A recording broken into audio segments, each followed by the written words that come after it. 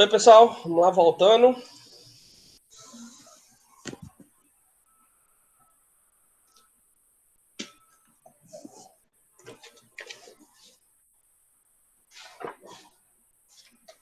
Olha aqui qual é a página que eu tô.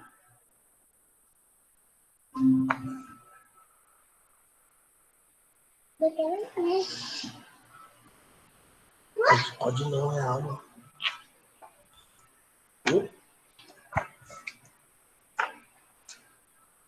Você tá aqui, ó. Você tá aqui. Uhum. Só olhar aqui a página, gente, pra gente continuar.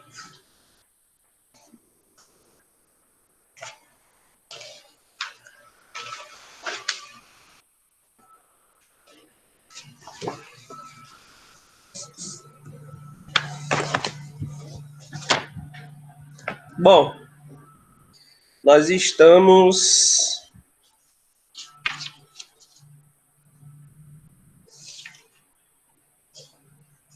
Página 187.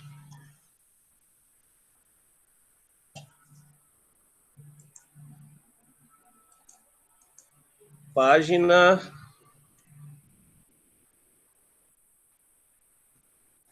187.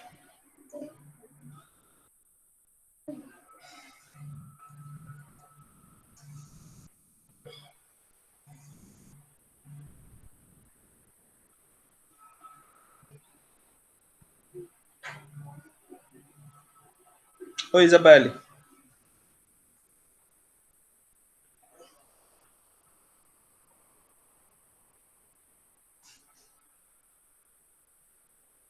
Oi, Tomé, cheguei. Vamos lá, página 287. Por que o governo brasileiro decidiu ampliar essa imunização para o sexo masculino? Não, é porque lá embaixo estava muito barulho, aí eu subi na parte de cima aqui. E a minha internet caiu, eu tô no meu 3G. Aí eu tô procurando um canto que melhor fique, né? Vamos lá.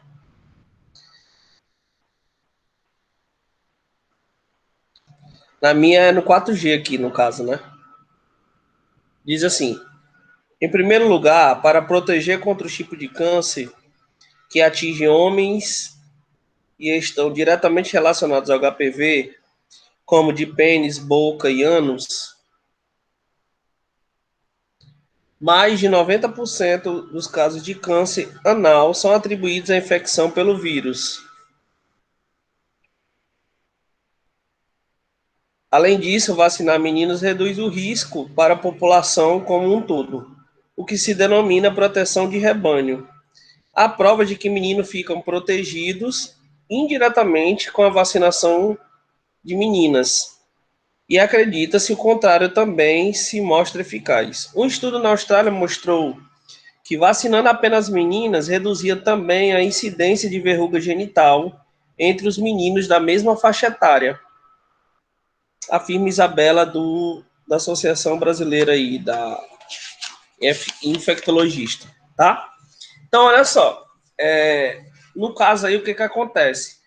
No caso, a gente conversou ontem, dizendo que o jovem, ele entra na fase, mais ou menos na fase da relação sexual a partir de muito cedo, né? Existem relatos que a partir de 9 anos já tem casos de adolescentes na fase sexualmente ativa.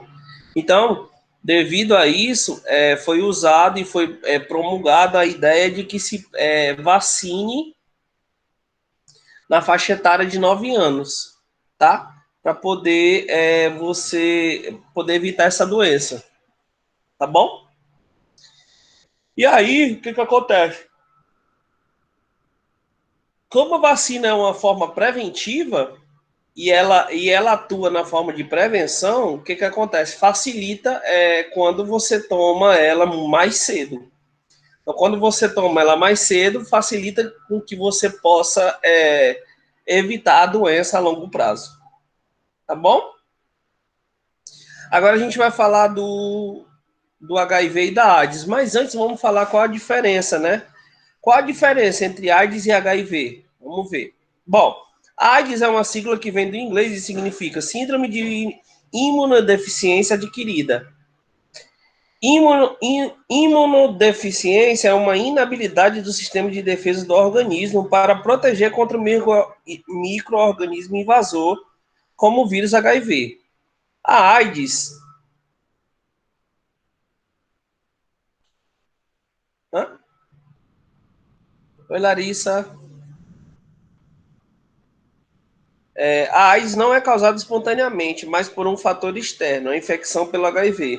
Instalado dentro das células, o vírus consegue se multiplicar e se espalhar pela corrente sanguínea, contaminando outras células, como a defesa do corpo está prejudicada pelo vírus. A pessoa infectada fica sujeita ao aparecimento de vários tipos de doenças. Ah, tu tá rindo, tá? Entendi. Então, gente, basicamente, o que a gente percebe dentro da estrutura aí? A gente percebe que a pessoa adquire, né? A gente já viu como é que a pessoa adquire quando ficou tentando falar. Tá? Então, o que a gente percebe? A gente percebe que o indivíduo ele adquire essa doença através de algumas situações, né? A gente viu que é a relação sexual, transfusão sanguínea, né? Pode passar para a mãe, né? Da mãe para o filho, né? Então, a gente viu que algumas situações favorecem o aparecimento dessa doença, tá bom? Então, vamos lá, vamos ler aqui como é que funciona o processo e aí a gente vai, a princípio, vai tirando as dúvidas, tá bom? Então, vamos lá. Bom, diz assim, o vírus HIV, possivelmente... Deixa eu só ajeitar aqui minha câmera aqui. Diz assim, o vírus HIV possivelmente é o mais conhecido entre os causadores de infecção sexualmente transmissíveis, tá? Potencialmente transmitido através de relações sexuais sem proteção. É como eu falei, se a relação sexual for desprotegida, a pessoa acaba adquirindo essa doença, claro, se ela tiver o vírus, né? Tá? O vírus também pode ser passado através de seringas e agulha, tá bom? Contaminadas, transfusão de sangue durante o parto. E durante o parto, como eu falei também, que pode ocorrer dentro da estrutura do parto, tá bom? Então, são esses casos. Então, você...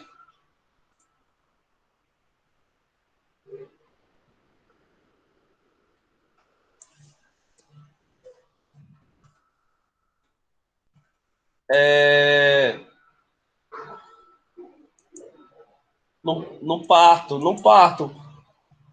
parto pode ocorrer, por exemplo, porque a contaminação, né? Quando o médico for tirar a criança, entendeu? Viu? Beleza, vamos lá então. Bom, os primeiros sintomas se manifestam de 3 a 6 semanas, tá? Após a contaminação e se assemelham bastante com os de doenças benignas, como resfriado, mal-estar, febre, dor de garganta e tosse. Pode ler, Guilherme, o próximo parágrafo. Se nenhum tratamento for feito, os sintomas podem evoluir para aqueles resistentes de doenças oportunistas, como a tuberculose e a pneumonia, suores noturnos, formação de ínguas, dores musculares nas articulações, fadiga, perda de peso sem explicação, diarreia, vômitos e manchas vermelhas na pele. Por se tratar de uma doença... Pode continuar. Por se tratar de uma doença incurável, faz-se necessário tratamento por toda a vida. E é isso que atualmente garante aos pacientes uma sobrevida maior do que antigamente. Os coquetéis administrados nos dias de hoje têm como objetivo reerguer o sistema imunológico e controlar a dinâmica viral. Beleza, então o que acontece? O que são ínguas? Ínguas é como se fosse uma inflamação, umas bolinhas, inflamatórias, entendeu? Que acaba doendo, tá? Bom, gente, então o vírus do HIV, ele funciona dessa maneira, tá? Ele na virilha, né? Por exemplo, na garganta, aqui, ó, mais ou menos aqui, ó. É, viu? Então, o que que acontece? Vocês têm que ter cuidado. Assim, eu digo vocês têm que ter cuidado, mas no sentido de proliferação e da multiplicação da doença. O cuidado que eu digo não é você, como é que eu posso dizer? Não é você pegar, é você se proteger, né? Você tendo conhecimento, fica muito mais fácil para poder tomar alguma decisão, alguma atitude em relação ao que é certo e ao que é errado. Não é não? Tá bom? Isabelle, lê o próximo parágrafo.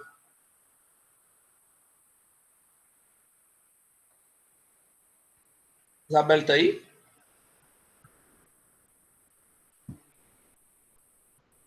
Tô almoçando. Vá lá. 3:30 da tarde. Tá bom. Continuando. A falta de medicamento pode acarretar no surgimento dos sintomas da AIDS em pacientes que vivem com vírus HIV, além de atrapalhar o andamento do tratamento. Os antirretrovirais garantem saúde, qualidade de vida e diminuem o risco de transmissão do vírus HIV.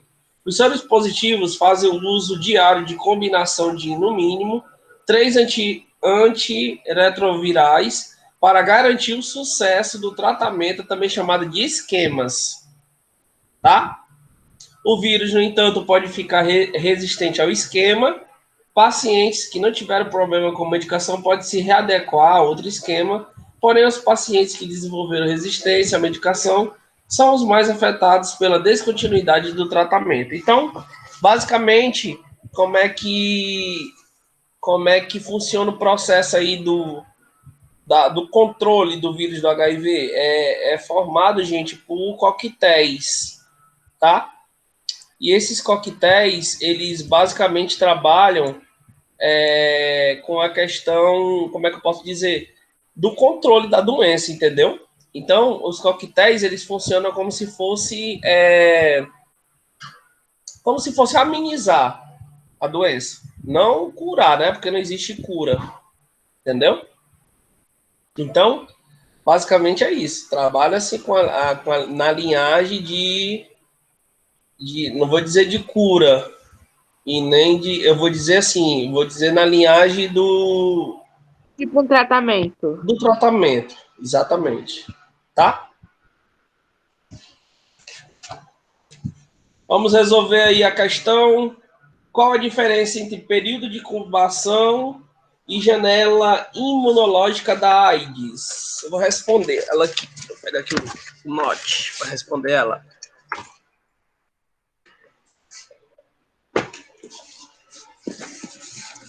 Vamos lá. Então você vai escrever assim, ó.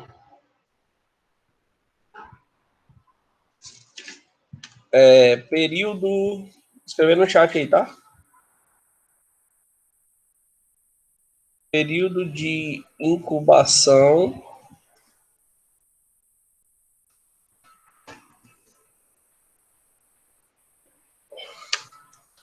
é o tempo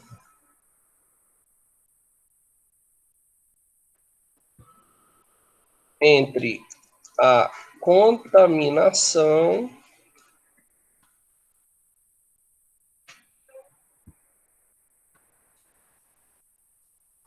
através da relação sexual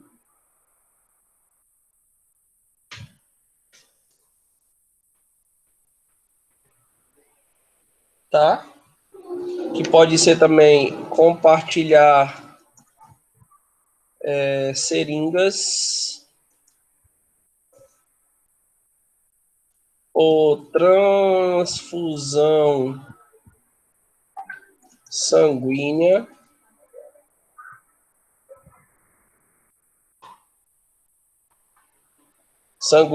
Transfusão sanguínea contaminada, tá, gente? Contaminada. E o aparecimento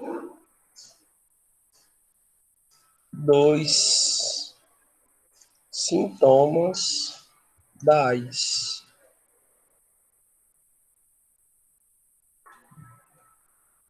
Beleza?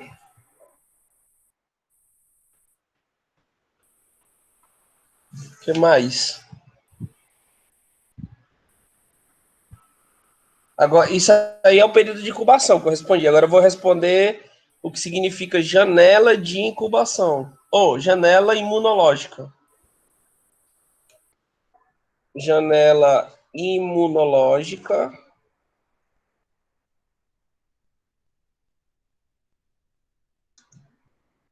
é o aparecimento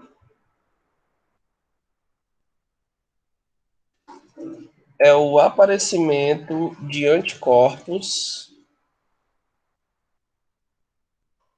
no sangue que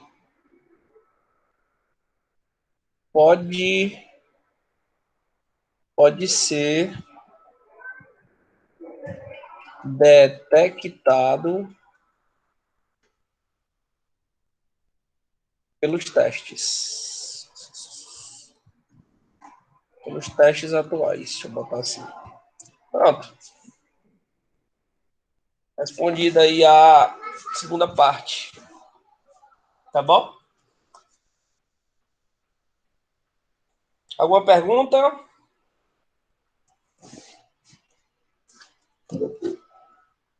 Alguma pergunta? Sim ou não? Não. Ok. Vamos para frente, então. Vamos aí a conectando saberes, né?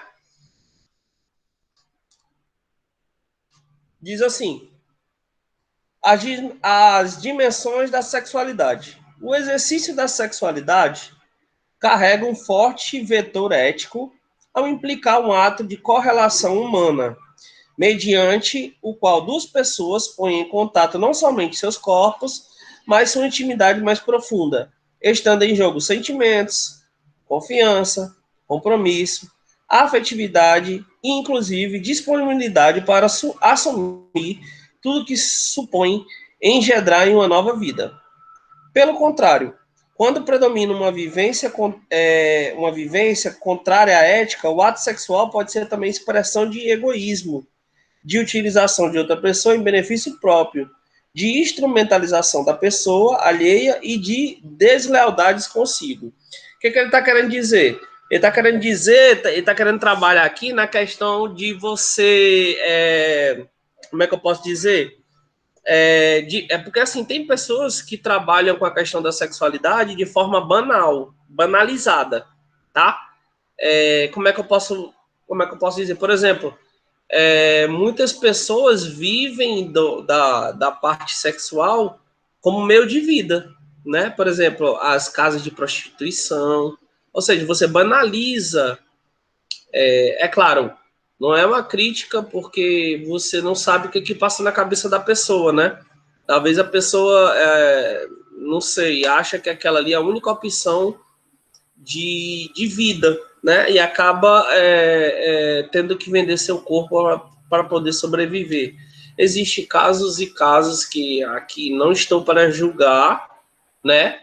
Mas a gente precisa ter um conhecimento e ver que quando a gente tem contato nessa parte sexual com alguém, é como o livro que relata, o autor relata. A gente precisa ter a dimensão de que aquilo ali está sendo feito não é meramente porque deve acontecer, e sim porque você tem um sentimento por alguém, ou você existe alguma relação ali, né, de confiança, né? E agora, é claro, isso só é feito a partir do que seria ético dentro da sociedade, tá? Porque o que está acontecendo hoje no nosso meio? O que está acontecendo hoje é que o sexo virou banalidade, tá? A pessoa fica com um hoje, fica com outro amanhã, já fica com outro depois de amanhã, então virou banalidade. E o que a gente está querendo mostrar para vocês é que a gente deve ter esse cuidado para não se banalizar as coisas, entendeu? E outra, vocês na fase de adolescente que vocês estão, ter o conhecimento das coisas como vocês estão tendo agora, né? Para que não possa se tomar uma atitude ou fazer alguma coisa errada que depois venha se arrepender, tá? O intuito da ciência, gente, é exatamente esse, ó. A faixa etária de vocês entre 13 e 14 anos, foi o que a gente falou ontem, né? Mas vocês viram no livro, o próprio livro relata que existem jovens e adolescentes principalmente, que entram na fase adulta, a fase da sexualidade, muito cedo, muito prematuro, tá? E aí a gente acaba tendo problemas futuramente com isso, entendeu? Então é muito importante vocês conseguir ter esse autocontrole, né? De não se envolver com qualquer pessoa, de ter o controle emocional do seu corpo, o controle da sua mente, tá? Com o intuito de quê? Com o intuito de tomar decisões certas para a vida, tá? O objetivo principal é esse. Não é o ter medo de uma gravidez indesejada, não é ter medo de uma doença sexualmente transmissível, que foi o que a gente falou, mas é ter o conhecimento da qual a gente está trabalhando para que vocês não possam futuramente se arrepender de uma tomada de decisão errada, tá bom? Porque muitas das vezes, o que acontece? Quando o jovem ou o adolescente ele toma uma decisão errada, parte do princípio de que o pai e a mãe têm que ajudar. E às vezes o pai e a mãe não ajudam e acaba a vida daquele adolescente se tornando um inferno, assim, né? Entre aspas.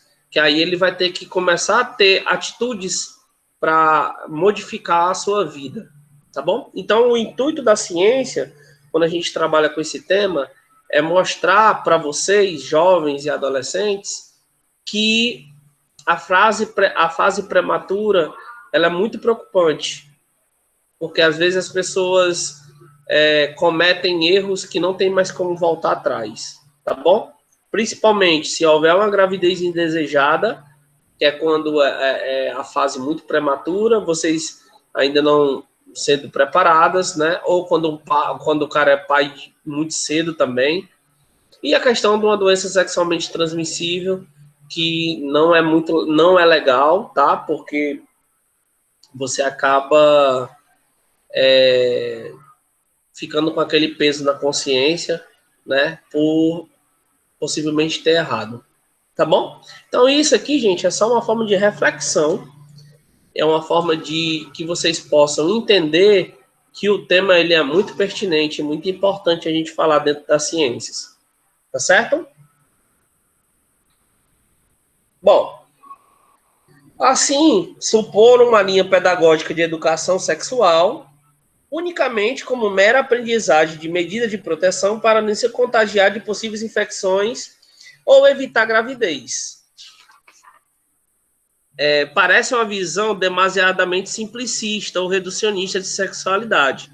Quando este enfoque se volta para a juventude, a resultante esperada é uma educação superficial, incapaz de resolver os problemas típicos dessa fase da vida e de enfoque mecanicista. Então, o que a gente percebe dentro da estrutura? O que a gente percebe dentro da estrutura da nossa sociedade hoje? A gente percebe as coisas muito mais prematuras, né? A gente percebe que muitas pessoas, muitos jovens, muitos adolescentes acabam tomando decisões erradas e aí reflete em muitas decisões futuramente, tá? Às vezes a gente para pensar, por exemplo, meu pai, por exemplo, a minha mãe teve filho com 13 anos, 14 anos, mas naquela época, gente, das épocas atrás, se uma mãe engravidasse cedo, logo o pai e a mãe botavam a pessoa para fora de casa, né? Porque era como se fosse um pecado mortal, isso aí. E outros relacionamentos passados, se você tiver, só ia ter alguma coisa com alguém na questão da relação sexual se casasse. Se não casasse, não tinha como ter nada. Entendeu?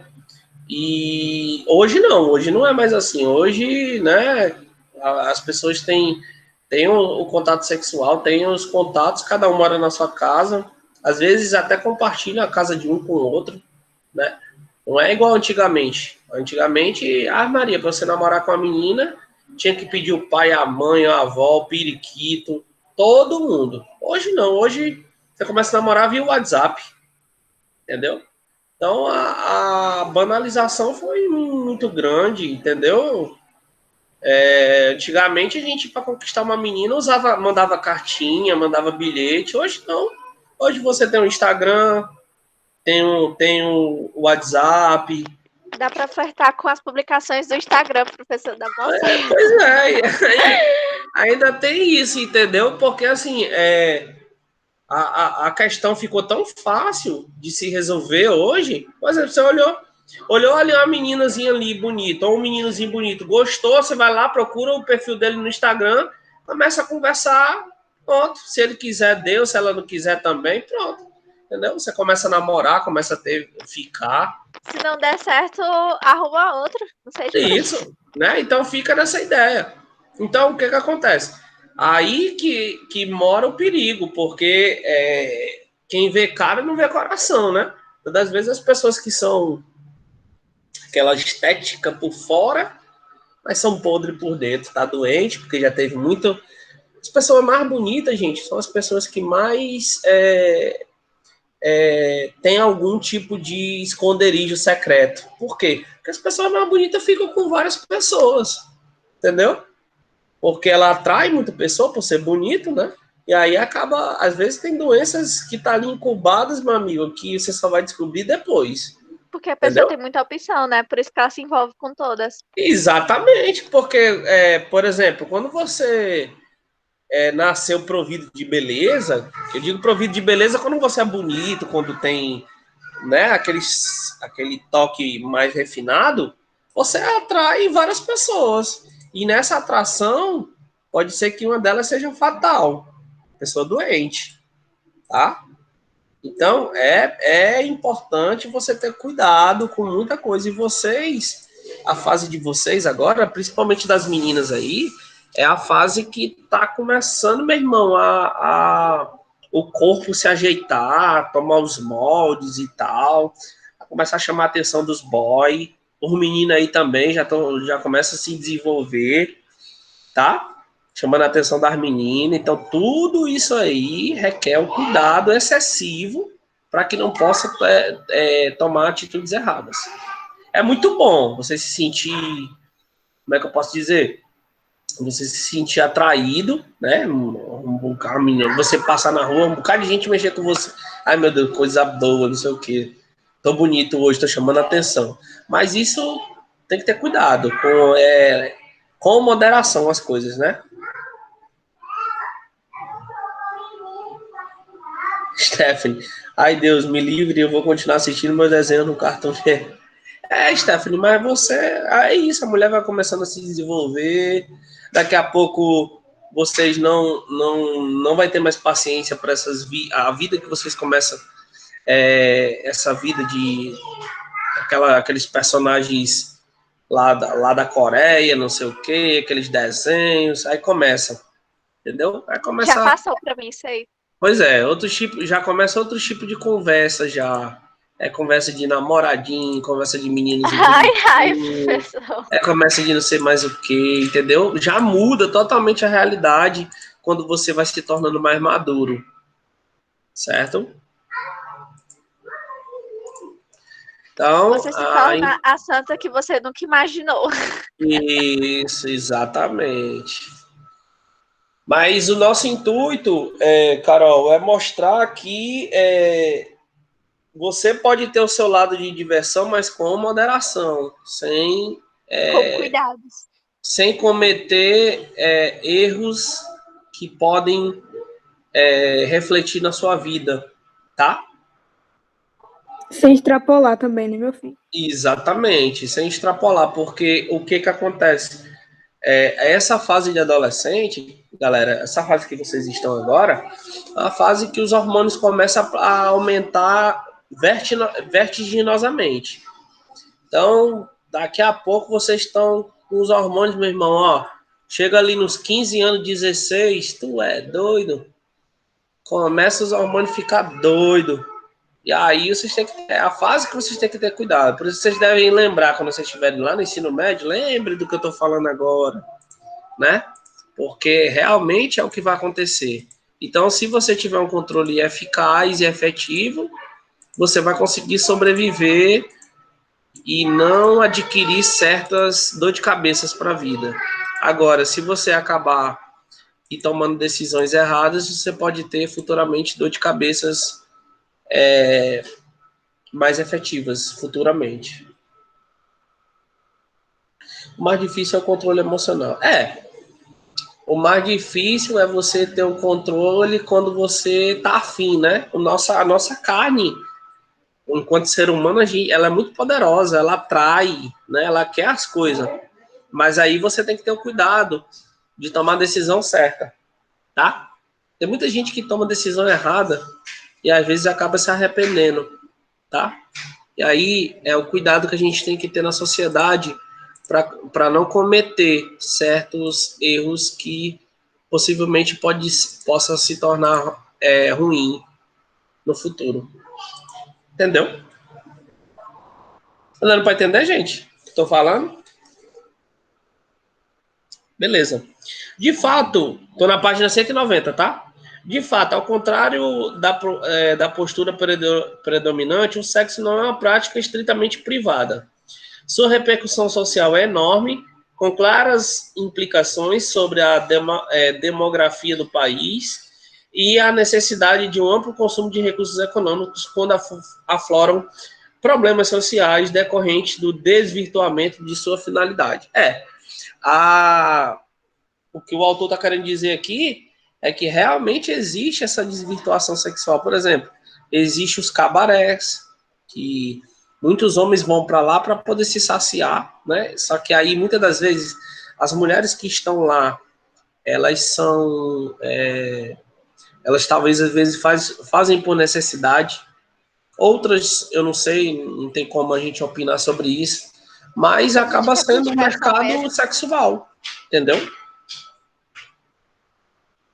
Alguém ia falar? Ali é bem facinho, né, professor, de pegar a doença, isso sim. Demais, porque a mulher, por exemplo, uma mulher que vive que vive nesse jogo, ela transa de 4 a 5 caras numa noite, entendeu? E também Por o isso que é pior, mais fácil. Entendeu? E o aí, pior é que tem muito homem que vai, sei lá, pra mulher que não tem nenhuma doença assim, né? Acaba tendo. E acaba prejudicando a outra, assim. isso, exatamente. Oi, Yasmin.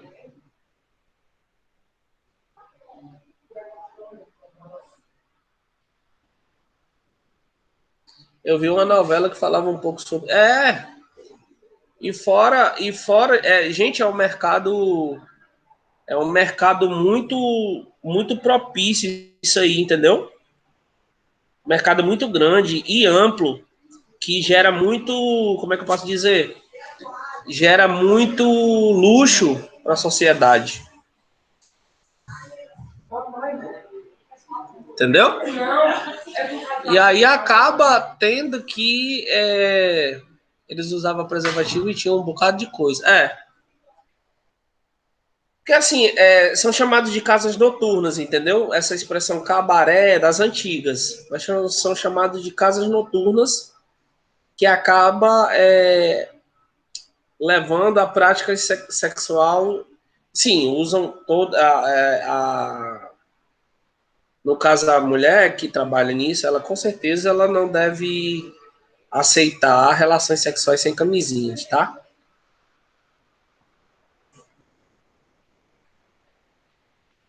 Eu achei que, rapaz, é um negócio sério, porque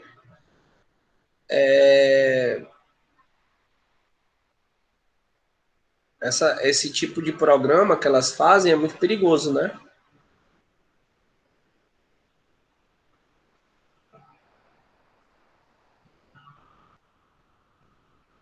É, e assim, é um mercado lucrativo, né? Mercado lucrativo sobre isso. E aí é que eu posso dizer, acaba gerando muita coisa, né?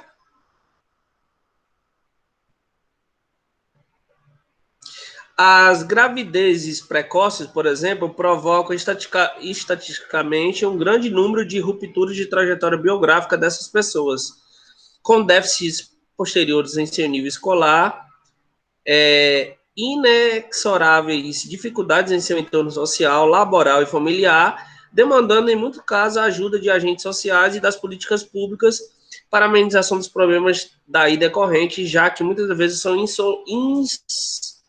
insolúveis. Gente, vocês têm que entender que às vezes é assim, como é que funciona o processo.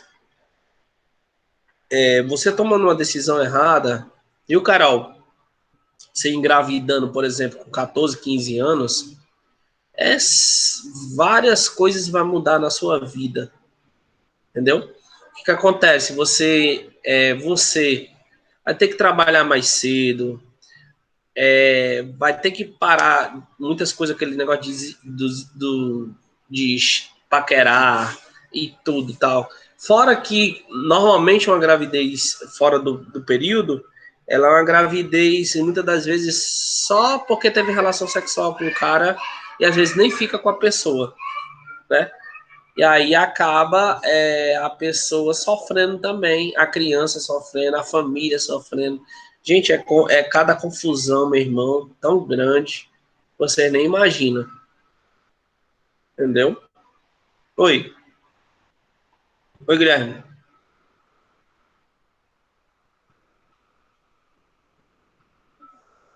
Falar alguma coisa?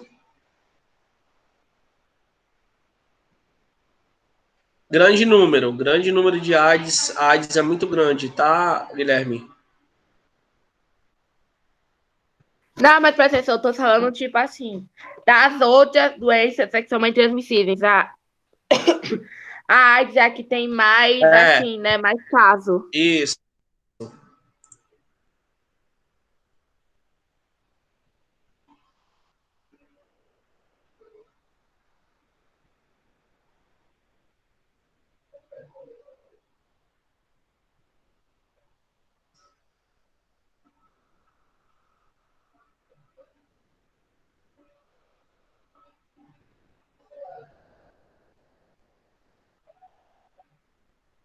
Ok, beleza.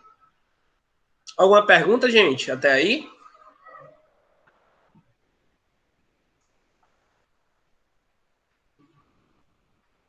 Tranquilo, né? Então pronto. Quando for amanhã, a gente continua, tá? Aí na outra semana. Eu queria, gente, pegar a aula de amanhã. Amanhã é ciências. Aí eu queria pegar a aula de amanhã pra gente resolver as questõezinhas de física. Tô preocupado com essas escalas termométricas que a gente viu pouco. E tá no simulado 2 e tá na prova bimestral. Pode ser? Tem algum problema para vocês? Não, né? Então, beleza, Pra mim é então. de boa. Então, beleza, então. Então, amanhã a gente É até entra. porque a gente também treina mais essa questão Isso, de escala exatamente. termométrica. Aí, gente, deixa eu só combinar uma coisa com vocês. Então, amanhã a gente fica com a física para poder. E bote aí o número e o nome, tá? Deixa eu combinar então aqui com vocês. Então, amanhã a gente vem com física. Quando for na outra semana, eu não vou estar em Fortaleza, vou estar viajando, mas eu vou estar acompanhando vocês, logicamente, nas aulas. Mas a gente vai fazer só atividade, tá? Eu não vou ter condição de dar aula, porque assim, eu vou visitar meu irmão, tá bom? E aí a gente vai ficar na forma de atividade e eu resolvendo com vocês. Vocês resolvem e depois eu faço a correção, tá bom? Então, até amanhã. Saudade de vocês, tá? Tchau, professor, A até. gente possa se encontrar em agosto, se Deus quiser, né não? Tomara, Deus lhe ouça. Saudade também, Stephanie. Cheirão em vocês, viu? Beijo. Vou só fechar a aula Morrer aqui. de saudades.